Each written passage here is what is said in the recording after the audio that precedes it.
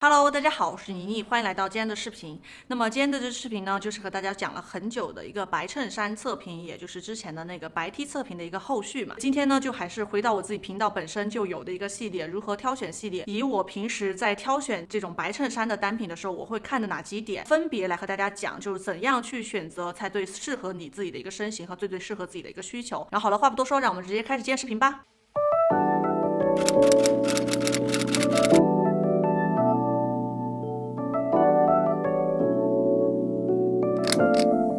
平时在挑选白衬衫的时候呢，第一大部分我要看的也就是这个衬衫的一个版型。因为版型它就决定了说我们究竟适合哪样的一个身形和什么样的一个需求。那么白衬衫的一个版型呢，主要分为三大类。第一大类呢是修身的版型，第二大类是宽松的，也就是叫 relax 的一个版型，第三大类就是 oversized， 其实它是属于偏时尚类的一个版型了。那么先来说第一个版型修身类。那么像这个修身类的衬衫，它穿在我们身上最主要的一个感觉就是干练精神，所以它会偏向于比较适合通勤一点点。那么我们平时在挑选修身类的衬衫的时候，最重要的一个部分就是它一定要合我们的身，因为它既然已经是一个修身类的衬衫了，它一旦过大或者说过小，穿上都非常的奇怪。它一定是要刚刚好跟我们的身体完美的契合，你穿上才能够达到那种非常干练精神的一个感觉的。那么我们是如何去看这件衬衫是否适合我们自己呢？第一个部分要看的就是它的一个肩线的位置，一定是要在我们的这个肩峰的地方的。肩峰呢，其实就是我们这个肩膀的位置，你把肩膀这样打直之后，我们的这个骨头凸起最尖端的这个地方，那么那个地方就是肩峰，它不能够过低，或者说不能够回缩，它一旦回缩的话就说明过小，然后过低的话就说明有点太大了。然后其次非常重要的，尤其是女生在挑选衬衫的时候，最重要的就是胸围的这个地方。我们穿上这件衬衫的时候，一定说是不能太紧或者说太宽松，因为修身的衬衫它一定要合身的嘛。然后还有一个地方呢是衬衫的袖长，它一定要刚好合适，它一旦过长的话会显得人有点邋遢，一旦过短的话会显得有点拘促。像我们平时在选择这种衬衫的一个袖长的时候，我总结下来的一个长度就是你穿上这件衬衫的时候，你把这个手臂自然下垂的时候啊，你的这个袖长是刚刚好遮住你的手腕的，可以稍微的遮住一点点手掌的这个上半部分的这个位置，就这个位置遮住一点点是 OK 的，因为我比较喜欢稍微遮住一点，我就会觉得比较有安全感啦。反正就大概在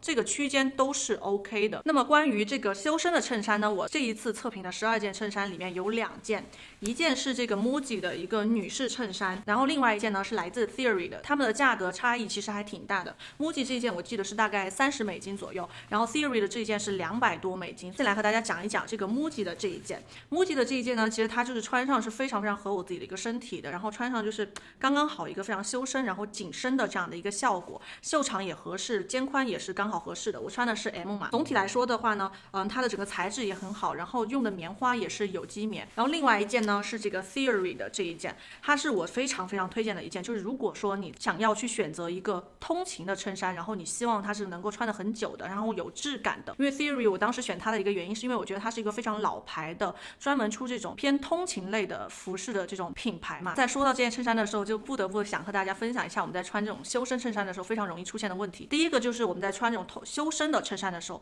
非常容易出现的一个问题就是我们在动起来的时候它会很紧绷，因为它没有给我们留有太多的余地。然后第二个就是我们平时在穿这种衬衫的时候，我们会习惯把衬衫塞到裤子里面嘛，因为这样才会更精神。但是塞在裤子里面的时候，我们动起来的时候，因为我们的动作会把这个衣服给拉起来，拉起来之后呢，你那个肚子这边就会有鼓包，然后就会非常丑，所以你可能一天要理个几十次，你就要一直不停的去理，你很不方便嘛。但是这件衣服我穿上之后就发现它完美的解决了这个问题。它的这件衣服其实是我这一次测评的所有的白衬衫里面唯一的一件不是100%纯棉的一个衬衫，它其实里面加入了大概20%多的一个涤纶，还有一些弹性的成分，所以这件衬衫它是稍微有一丢丢的弹性的，但是弹性不会很大，因为弹性太大的话就会影响整个衬衫穿在身上那种非常精神的一个感觉嘛。所以我在穿这件衬衫的时候，我当时穿上身，首先第一个感觉就是我在动起来的时候它不会有紧绷感，然后其次呢，我把它扎进裤子里面的时候，就算我动起来就把手抬起来去拿一些比较高的东西，然后因为这个衣服有弹性，所以它给我留有了一个动起来的一个余地，就不会说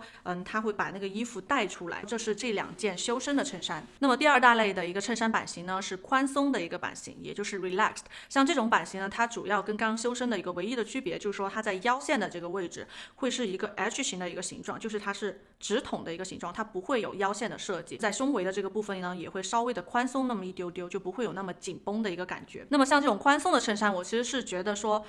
它是可以两边切换来去自如的吧。就是例如说，你可以用在通勤，也可以用在日常。在挑选尺寸的时候，其实主要要看的跟刚刚的修身是一模一样的，主要还是肩线，然后袖长和胸围的这个地方你看好就 OK 了。然后像这个宽松的衬衫，我是在这一次测评的12件衬衫里面也是有2件的。第一件是这个 Everlane 一件这个衬衫，然后这件衬衫我是非常非常推荐的。第一个地方就是因为它真的太滑爽了，虽然它是100%棉的，但它其实是属于我这一次大家测评的一个衬衫里面，就是这种100%棉里面做的最柔软，然后最滑爽，穿上你就整个穿着体验就是你皮肤感觉起来都是觉得很滑，然后很舒服，很凉爽。然后这件衬衫呢，它整个版型就是一个非常基础的一个宽松型衬衫的一个版型了。那么我在穿着的过程当中，它是属于说是无论是我在外面再加一个西装呀，它也是可以塞进去的，因为它也没有那么 oversize。另外一个就是我也可以在日常的时候做更多的变化，例如说打结之类的都是 OK 的。接下来的这件宽松型的衬衫呢，是来自于 Equipment。这一件呢，我是觉得它是属于说无论是在通勤和日常来穿着的时候都是完美的，可以无缝衔接的。你通勤的时候在穿这种真丝的衬衫的时候，你会觉得就是非常的精细，就算外面再夹一个西装，也会觉得它泛有那种微微的光泽，会有那种女生的一个精细感。日常的时候来穿的话，因为这种真丝的一个感觉，你可以在里面再加一个小背心呀，然后它因为有一点微微的透的这种感觉，所以它可以透出一些颜色，也能够有更加多样的一个变化。这件衬衫我自己观察下来呢，它的一个品质也是很好的，因为 Equipment 也是属于和 Theory 很类似的一个品牌，我觉得也是偏向于比较适合那种休闲通勤感的这样的一个风格的。无论是从它的缝线还是纽扣，都可以体现出它的一个质感，特别是它的这个纽扣上面也有印有他们 Equipment 这个标志，然后缝线的这些地方走线都非常的好，就你可以细看的。我是觉得说，如果你在寻找一件真丝的，然后适合通勤的衣服的话，我就会比较推荐这一件。那么第3大类的一个衬衫版型，其实是大家日常生活中最喜欢的一个版型，也就是 oversize 偏男友风的那种衬衫。那么像这种 oversize 的衬衫，它主要的一个特点呢，首先第一个就是大部分的这种 oversize 衬衫，它都是属于一个落肩的设计，就有一点点那种好像你买大了一个衬衫的感觉。然后还有一个部分就是在腰部的这个部分，它也是一个偏茧型的一个设计，你穿上之后它有一点点那种廓形的一个感觉，就比较休闲日常，然后有一些慵懒的感觉。那么我这一次测评的12件衬衫里面 oversize 的这种版型是最多的，因为我觉得它是日常所需最需要的嘛，也偏向于比较有时尚感。这里面是总共有4件。第一件呢是这一次我测评的衬衫里面最便宜的，是来自 H&M 的一件衬衫，价格好像是$20多一件。这一件衬衫呢，我自己是觉得上身的效果很不错，其实这也是基本上所有的快时尚品牌他们的一个比较有优势的地方嘛。它在版型的部分通常都会做的比较好一些，然后偏时尚感一点点，就穿上很休闲很自在。然后它的材质是那种有点薄脆脆的一个感觉，但是像这种材质我其实是有点担心的。最主要的一个问题就是它会很容易变形，因为我在可能2-3年前的时候有买过一次 H&M 他们家的这种非常基础的一个白衬衫，我记得当时可能洗了个1-2次之后，尤其是像这种最不应该变形的这个领口的部分，它都会这样皱起来。不知道你们在买衬衫的时候会不会有这样的问题啊？就是你洗了可以2次，它就这样皱起来了，就有点像那个白 T 的那种飞边的一个问题一样，就非常的讨厌。所以这件衬衫我是觉得它可能比较适合说，你就想买一件衬衫穿个1-2次吧，就比如说你有特定的场合需要一件白衬衫，然后你就可以选择这样的一件，就不需要投入太多的金钱。然后另外的第2件呢是来自 Zara 的一件衬衫，然后他们其实衬衫还有另外一个非常经典的版型，但是当时我在选的时候那件比较经典的版型已经卖光了，我就选择了另外一件，其实还是比较类似的。这一件呢就属于有设计感的，就比较长版的，然后是一个9分袖的袖子，但是材质应该是跟它那个经典版型是差不多的一个材质。材质呢其实我觉得要比 H&M 稍微的好那么一丢丢，但是因为它的价格也比 H&M 高嘛，所以还是在情理之中的。然后像这种长版的衬衫，我自己是觉得说它有个优点吧，就是说你可以当做裙子来穿着，就是你里面穿一个小的短裤，你就可以穿出那种夏衣失踪的感觉。但是说实话，这件衬衫我是要打算把它退掉的，你会发现我的它的这个 tag 我也没有把它取下来，因为我是当时上身试了之后发现我是真的非常不喜欢它这个8分袖吧，就是这个袖长大概穿上在这个地方就非常尴尬的一个袖长，而且它也导致说这件衬衫它的利用率会非常低，就搭配性很低，你外面再加个外套什么的，这种8分袖穿上都是非常不舒服的。还有一个地方就是它的这个纽扣真的很丑，这个纽扣我知道他想走那种有精致感，然后宫廷风的一个感觉。但因为这个纽扣它的质感，就是你一看就是不是一个很好的纽扣，所以它反而的去降低了它的整个衣服的一个质感。但是像这种长版的衬衫，我觉得想和大家分享一个搭配的方式，那么就是你可以在外面套毛衣，尤其是像这种春天或者说秋天的时候，在外面套一个毛衣，然后稍微的露出这个衬衫的下摆和它的领口，都能够有那种休闲但是有温暖的感觉。第三件这种 oversize 的衬衫是来自 COS 的，然后这件的售价在美国这边是$99，算是今天测评的12件衬衫里面的一个中间的价位。这件衬衫我摸起来第一个感觉就是它的手感是要比刚刚的2件都要好的，就是属于那种薄软型的。其实像这种棉质的衣服的话，尤其是衬衫类，它要把它织出那种薄薄的软软的，然后很顺滑的感觉，其实是比较难的。它很依赖于那个棉花的质量，就是棉花的纤维它一定要是够长，然后够细，才能够有这样的质感。所以我觉得 COS 这件的质感算是比较好的了。然后呢，这件 COS 它穿上整个感觉是我真的非常非常满意的，就它是属于那种有那种 boyfriend 风，但是呢，它又不是完全非常基础，然后非常平庸的一个设计，它是在里面加入了一点点它自己的一个小心思的。例如说，它在这个腰部的位置，这里有设计2根这种缝线，这2个缝线能够增加这件衣服的一个立体感，能够让这个衣服的那种廓形，就它那个茧型的感觉出来。最后一件 oversize 的衬衫呢，是来自 Toteme 的，这一件是我这一次测评的衬衫里面最贵的一件，然后它的售价是大概$300多，然后人民币是2200人民币，就是属于一个在衬衫里面还挺高的一个价位。它整体的质量是对得起这个价位的，就它的质感摸起来也很舒服，材质也很厚实，缝线呢也很密，也很平整，就整个缝线你是可以看出来这是一件好的衬衫了。纽扣的部分也是在上面也是印了有他们自己的 logo 的，所以整体这个质感对得起这个价格。说回来它的整个设计，然后这件衬衫是属于我刚刚和大家分享的这些 oversize 的衬衫里面穿上最有设计感的一件，就是虽然它是一个非常简单的白衬衫，但是因为它版型的原因，非常能够表达出一个慵懒的，然后有态度的感觉。这也是 Toteme 他们品牌所设计出来的单品都能够有那样的一个风格嘛，所以这也是我觉得 Toteme 他们家能红的一个原因。然后这一件衬衫我是发现它有一个在穿着的过程中有一个非常好看的一个地方，就它的这个领口的位置，因为它的这个领子是设计成那种有点点硬的领子，不是说是那种软趴趴的领子，所以我在搭配的时候，我把那个衬衫穿上之后，我会把它往后拉一拉，然后领子呢就是会露出我们的后脖颈的这个位置，所以在穿的时候一定要把头发扎起来，就会有一点点像日本的和服，就穿和服的时候那个脖子的后面不是都要露出一点点嘛，然后那感觉那个好像衣服有点往后缩的那种感觉，就那个后脖颈露出来非常的性感。还有一个部分我很喜欢的就是它的这个衬衫在这个左边下方的位置有一个用白线缝的 Toteme 他们自己的一个标志，不会影响整个衬衫的一个那种非常基础的感觉，但是它又印有自己的 logo， 能够让你快速的知道说这件衬衫它不是一件非常简单的，然后它是来自 Toteme 的这样的一个感觉。然后在衬衫版型的这个部分还有一个小的点，也是我觉得我非常关注的一个部分吧，那就是这个衬衫的一般在左胸口或右胸口这边有没有一个口袋。那么就是比如说像刚刚我聊到的这件 MUJI 的这个地方也是有一个小口袋的，然后另外一件呢也是来自 Everlane 的一件衬衫，是和刚刚那件完全不一样啊，就刚刚那件是没有口袋的嘛，然后这件它这里也是有一个口袋。其实像这个有无口袋的这个设计呢，它其实也是有关系到说穿上究竟容不容易显胖啊，还有就是它穿上的整个风格。我自己是觉得像那种没有口袋的衬衫，就比较光的衬衫的话，穿上人会更加的精神一点。像这种有口袋的设计，因为像这种口袋的设计是来自男士的衬衫嘛，所以它穿上之后会更加休闲，然后会更加中性风一点。除了影响风格以外呢，还有一个非常重要的就是我自己是觉得有口袋会对于胸部比较大的女生来说没有那么的友好，它会把那个视线引到你的胸口的这个位置，就会显得说会觉得你的胸部比较大，然后比较丰满，尤其是对于那种圆身体的女生，我们在穿衬衫的时候本来就已经有点不友好了嘛，因为衬衫它本身的特性是遮住我们的身体的部分比较多，然后露出来的地方又很少，然后衬衫呢又通常穿在身上的时候又不会那么的贴合我们自己的身形，所以它针对圆身体的女生来说会有一点点的显胖。所以我自己的一个喜好来说呢，我是会比较少的去选择一些有口袋的衬衫，我大部分都是会比较喜欢这样有点光面的。但是如果你就是喜欢有口袋的时候，你会需要如何去选择呢？我觉得有一个大家一定要注意的地方，就是这个口袋的大小。在这里呢，我因为这一次测评是有2件有口袋的衬衫嘛，它们其实就是属于一个正反面的教材。比如说像这件 MUJI， 我刚刚就跟大家讲了，我有一个非常不喜欢它的地方，就是它的这个口袋，对于我来说真的太小了，它就穿上之后会显得整个人很拘束，然后很小气，感觉把我整个精气神都给禁锢住了。了。所以我觉得这件衬衫是属于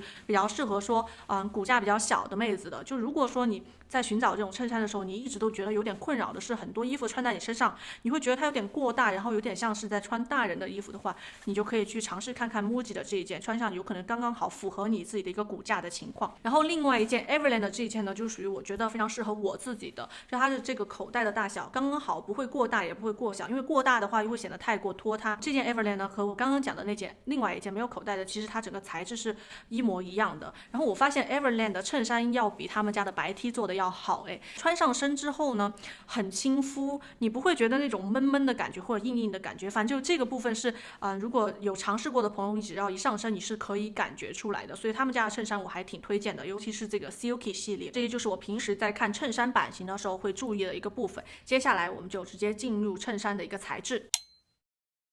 那么像衬衫的材质主要有3大类，第一大类是棉花，第二大类是亚麻，第3大类是丝质。然后这3种呢，它整体穿在身上的感觉都是完全不一样的，我觉得大家应该都知道嘛。最常用的面料其实就是棉质的，比如说我这一次测评的12件衬衫里面有8件都是棉质的这种衬衫。但是棉质的衬衫呢，它其实因为它的织法，然后棉花的质量的不同，所以会导致这件衬衫它穿在身上的质感、手感和它整体的版型都是会有所不同的。就例如说，同样都是棉质的衬衫，如果它织出来的这个面料是属于比较软的，然后比较薄的话，它穿在身上就会更加的贴合我们自己的一个身形，就会更加的适合圆身体，或者说比较丰满的女生，我们穿在身上的时候都会相对显瘦一点点的。那么如果它织出来是比较厚实，然后比较硬、比较脆，然后有自己版型的话，我们穿上身的时候它就会比较蓬蓬一点嘛，然后有那种慵懒的一个感觉。像这种衬衫的话，我就是觉得它就相对而言没有那么的适合圆身体，穿上的时候会有一点点显胖，所以这个部分大家可以自己去选择一下。那么像我这一次测评的这个8件棉质衬衫里面，我自己选出了我自己非常喜欢的几件，它在这个材质的方面都做得非常好的。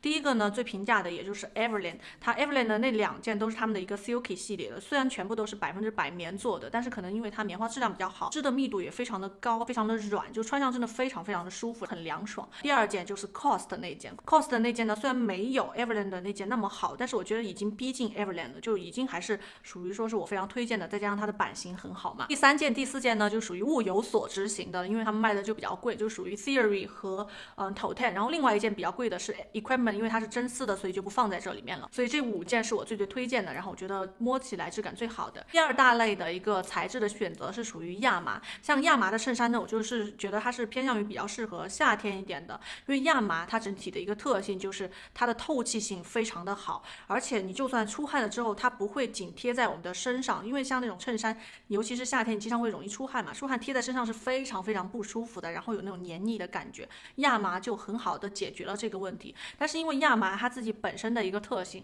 所以它做出来的衣服呢，整体的感觉是属于比较粗糙一点点的，质地就是整个表面比较粗糙，然后会有自带有那种度假的休闲感。所以我自己其实每年夏天我都是会买一些亚麻的制品的，因为我觉得它非常非常适合去作为防晒的单品。关于这个亚麻材质的衬衫，我这一次测评的里面我总共有2件，第一件是来自优衣库的这一件，然后摸起来呢是那种软软的，然后很轻薄的一个感觉，上身之后呢，整个感觉是属于那种有一点点半透明的，其实也是属于亚麻的衣服的一个特性，所以说我是觉得它比较适合当做防晒衣来穿着。但是说实话，这一件我还挺失望的，就穿上之后整个版型就有一点点偏大，因为我平时在买优衣库的时候都是买 M 码的，就是像这种衬衫类的，但是这一件呢就好像尺码有点太大了，穿上之后袖子有点过长，穿上就有一点点奇怪，因为我觉得你就算是 oversize 一个版型，你的袖子也是我穿上要正正好在一个合适的长度的，它才会有那种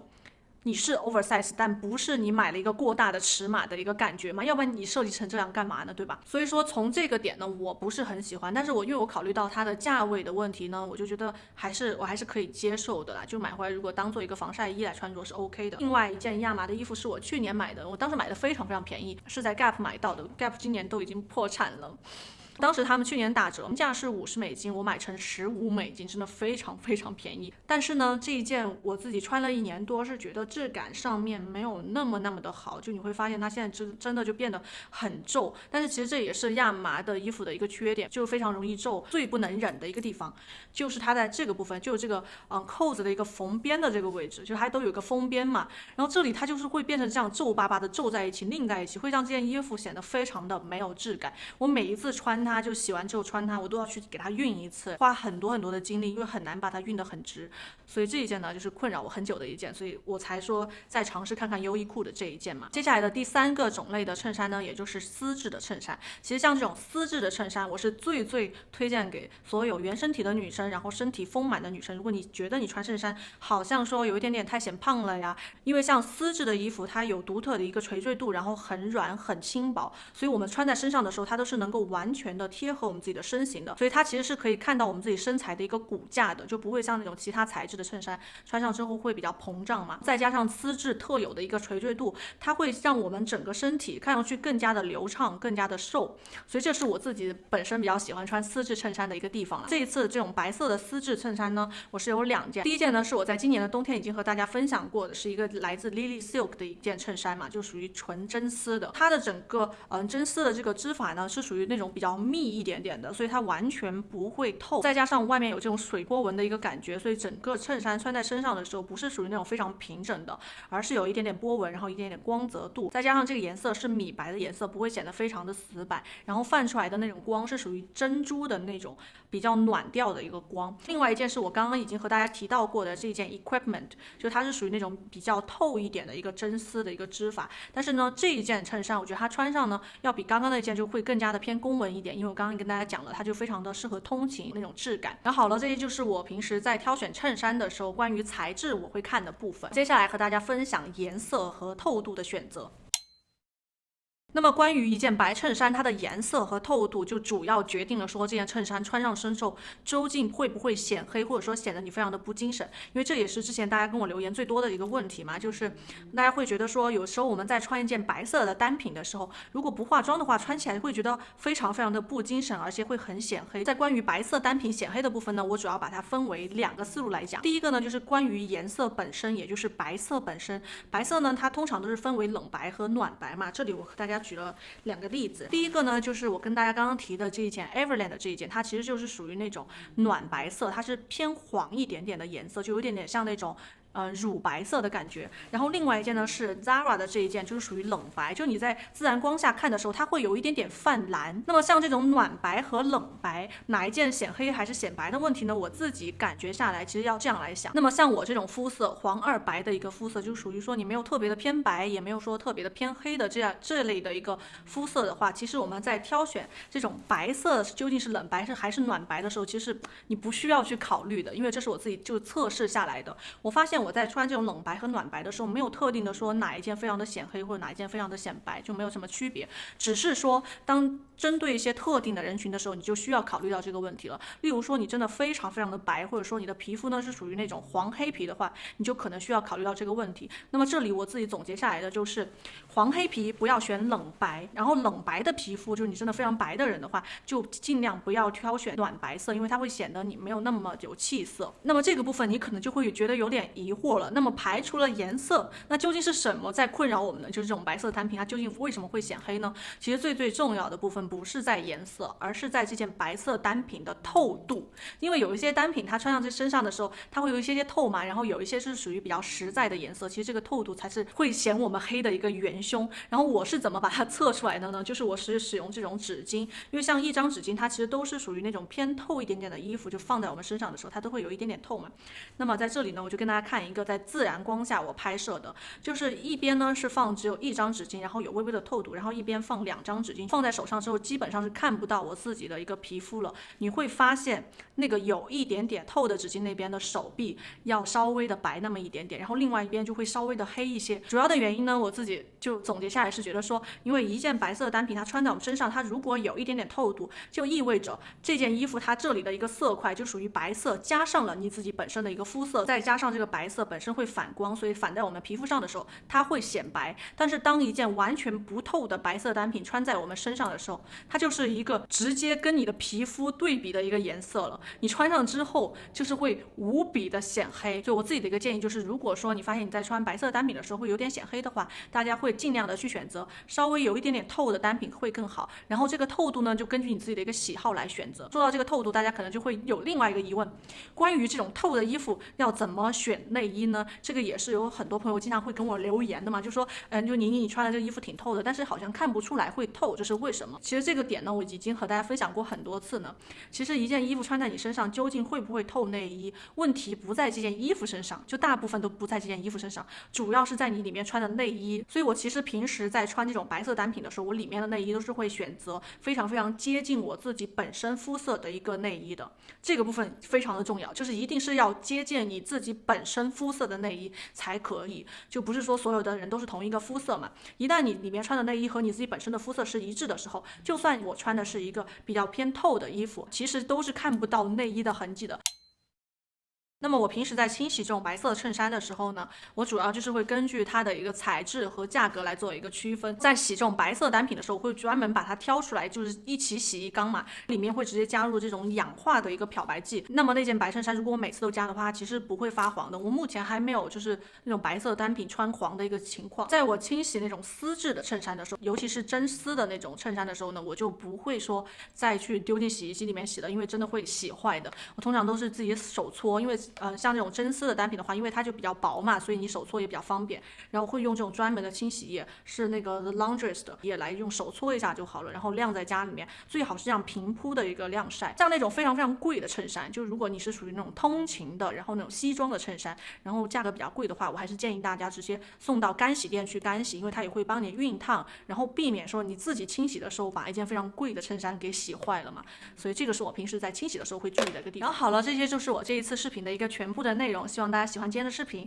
然后我也会尽快的和大家拍出下一支的量体裁衣，然后小小的和大家透露一下，下一支量体裁衣的主题呢是关于原身体和扁身体要如何去挑选衣服，然后看上去更加精神和显瘦的。然后希望大家喜欢今天的视频，然后也希望大家在今天的这支视频里面找到了最适合你自己的一件白衬衫。如果还没有关注我频道的朋友，记得点击下方关注我的频道，然后大家也可以去关注我的微博、微信公众号和 Instagram。然后这就是今天视频，那我们下次视频再见，拜拜。